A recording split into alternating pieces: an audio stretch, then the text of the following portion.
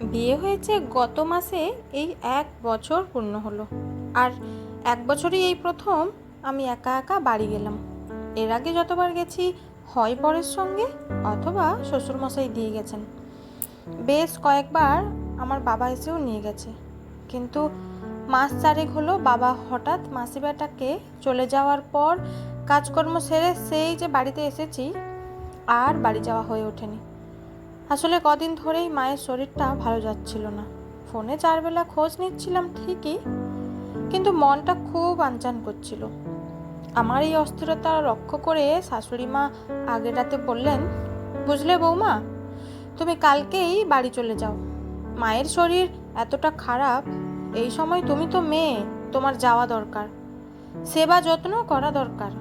মেয়ে হিসাবে তোমার একটা কর্তব্য আছে, আর এই অসময়ে আমাদেরও উচিত তোমাকে বাড়ি পাঠিয়ে দেওয়া। বর অফিস থেকে ফিরলে ওকে বললাম, কাল একটু বাড়ি যাব, বুঝলে, মায়ের শরীর বেশ খারাপ হয়েছে। এখানকার মাও বলল ঘুরে আসতে। তুমি অফিস যাওয়ার পথে আমাকে একটু ছেড়ে দেবে? উত্তরে আমার স্বামী বলল, অবশ্যই যাবে।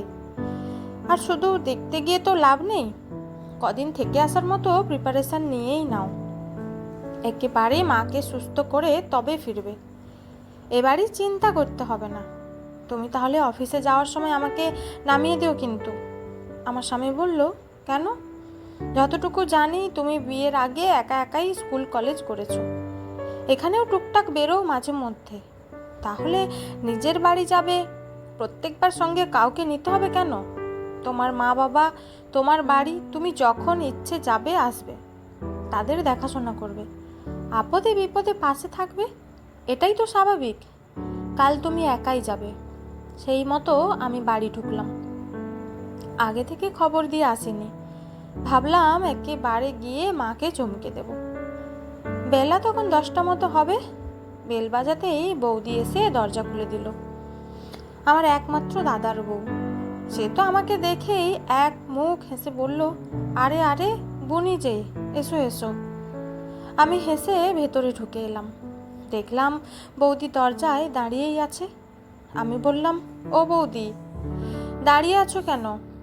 গেট বন্ধ করে ভেতরে এসো। বৌদি অবাক হয়ে বলল, সৌরভ আসবে তো, বোধহয় গাড়িটা পার্ক করছে, সেজন্য অপেক্ষা করছি। না গো, এবার আমি একাই এসেছি। হঠাৎই বৌদি কেমন যেন মিইয়ে গেল।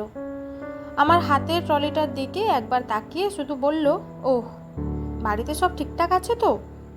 শ্বশুর শাশুড়ি সব ভালো? সৌরভ ঠিক আছে? আমি একটু অন্যমনস্ক হয়ে বললাম, হ্যাঁ হ্যাঁ, সব ওকে।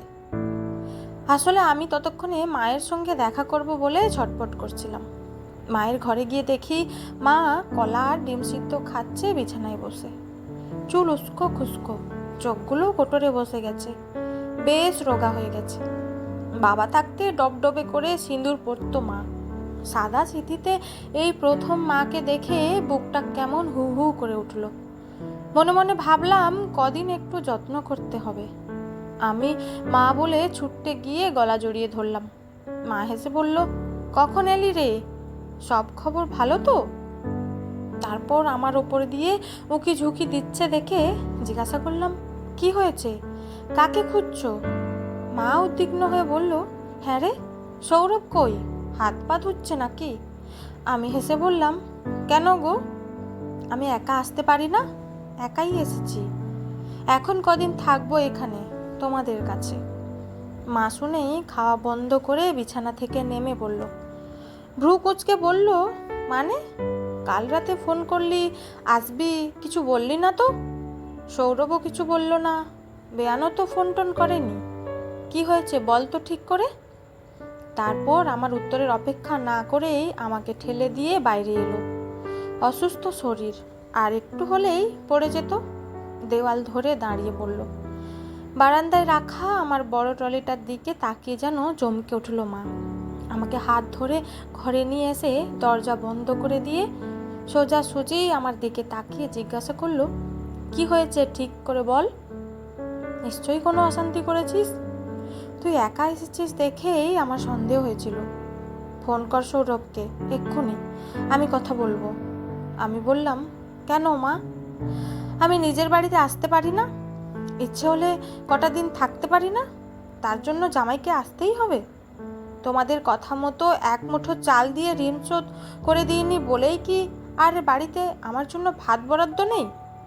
বলেই ঘর খুলে বেরিয়ে নিজের ঘরটাই গেলাম। সেখানে গিয়েও জোর ধাক্কা খেলাম। তাকের উপর বইগুলো সব উধাও। আমার ছবি আঁকার রং, তুলি, প্যালেট সব এক কোণে ফেলে রাখা। পর্দার রং বদলে গেছে। আমার শখের ছবিগুলো দেওয়ালে নেই। যখন অবাক হয়ে দেখছি, তখন বৌদি ঢুকলো আমার ঘরে, হাতে বিছানার চাদর নিয়ে। সেটা খাটে বিছিয়ে দিতে দিতে বলল, তুই চলে যাওয়ার পর ঘরটা এমনিই পড়ে থাকে। আমি রিপেয়ার করে একটা পার্লার করব ভাবছি। সারাদিন তো বাড়িতেই থাকি, কাজটা জানি যখন কাজে লাগাবো না কেন বল? তাই ঘরটা নতুন করে ডেকোরেট করব। আর তোর বইগুলো না আমি পেপার নিতে আসে ওকে দিয়ে দিয়েছি। তুই তো এখন পাকা গিন্নি, তোর আর কি কাজে লাগবে এখন? বৌদি চলে যেতে আমি রং তুলিগুলো নেড়ে চেড়ে দেখলাম। হাতে তৈরি পেনদানিটা ঝেড়ে ঝুড়ে বের করলাম। দেওয়ালগুলোতে হাত বুলালাম। বোলপুর থেকে কেনা উইন্ডোবেলটায় টুংটাং করলাম। বাঁশিটায় ফুঁ দিলাম। পর্দাগুলো উড়ে এসে যেন বলছে, এ বাড়িতে আর কিছু আমার হয়ে নেই, আমার জন্য নেই। শুধু অতিথির মতো আসা যাওয়া ছাড়া অবশিষ্ট কিছু আর পড়ে নেই। দুদিনের বেশি থাকলে এ বাড়ির লোকজন বেজার হবে, দুশ্চিন্তা করবে, কি হলো, কেন এলো, কেন থাকছে, কতদিন থাকবে, এই সব ভাবতে ভাবতেই বরমশাইয়ের ফোন। আমি বললাম, কালকেই বাড়ি চলে যাব। মা এখন বেশ ভালোই আছে। সে বলল, গেছো যখন দুদিন থেকেই এসো না, মনটা ভালো লাগবে, আমি গিয়ে নিয়ে আসবোক্ষণ। কিন্তু আমি পরদিন সকালেই তৈরি হয়ে বেরিয়ে পড়লাম। আসার সময় মাকে বলে এলাম, ও বাড়ি যাচ্ছি মা। এ বাড়িতে কালে ভদ্রে আসাই ভালো, তাতে জামাই আদর পাওয়া যায়।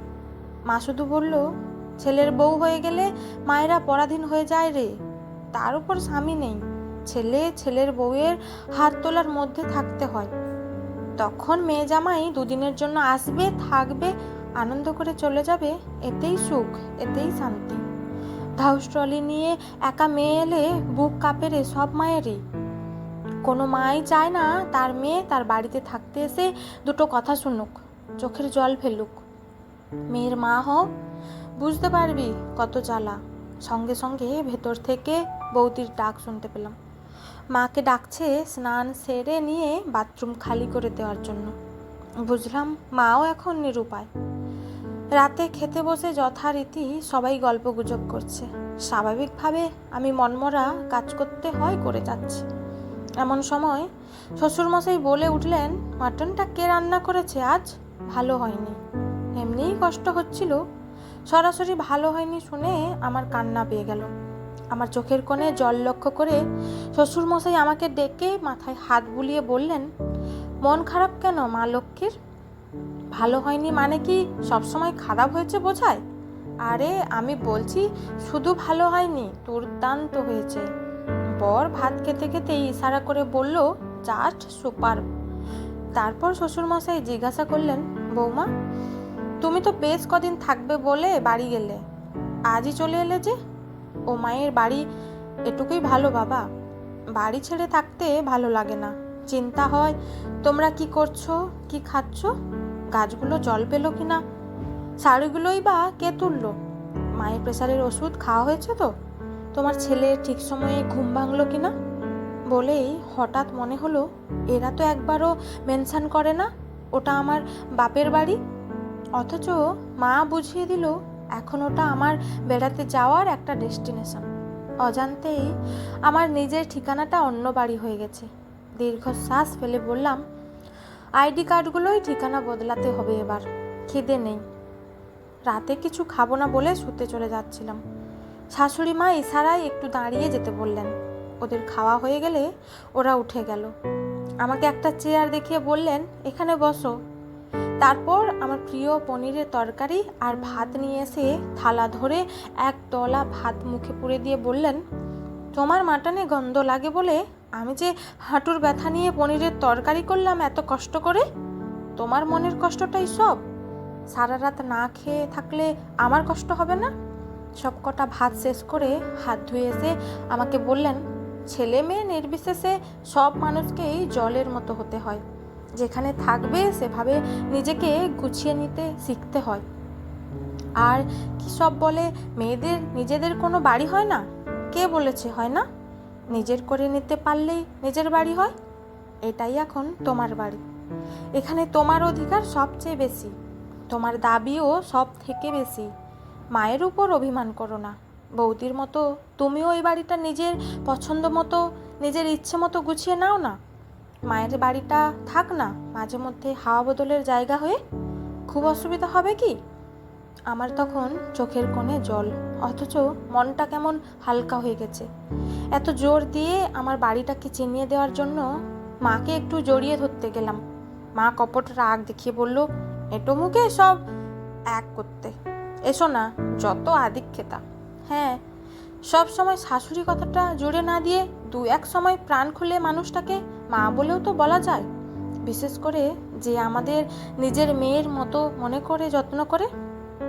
আমরা বলি মেয়েদের নিজের বাড়ি হয় না, কিন্তু মেয়েরাও যদি একটু চেষ্টা করে, তাদের যদি একটু সাপোর্ট দেওয়া যায়, তারাও কিন্তু ছোট থেকে বড় হয়ে ওঠা নিজের বাড়িটাকে ছেড়ে এসে পরের বাড়িটাকেও নিজের বাড়ি তৈরি করে নিতে পারে।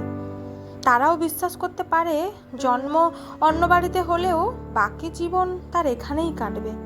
কারণ মুদ্রার এ পিঠটা সত্যি হলেও ও পিঠটা তো মিথ্যা নয়। যদি গুণবান শ্বশুর বাড়ি থাকে তার শোনে, তবে সংসার সুখের হয় সে রমণীর গুণে।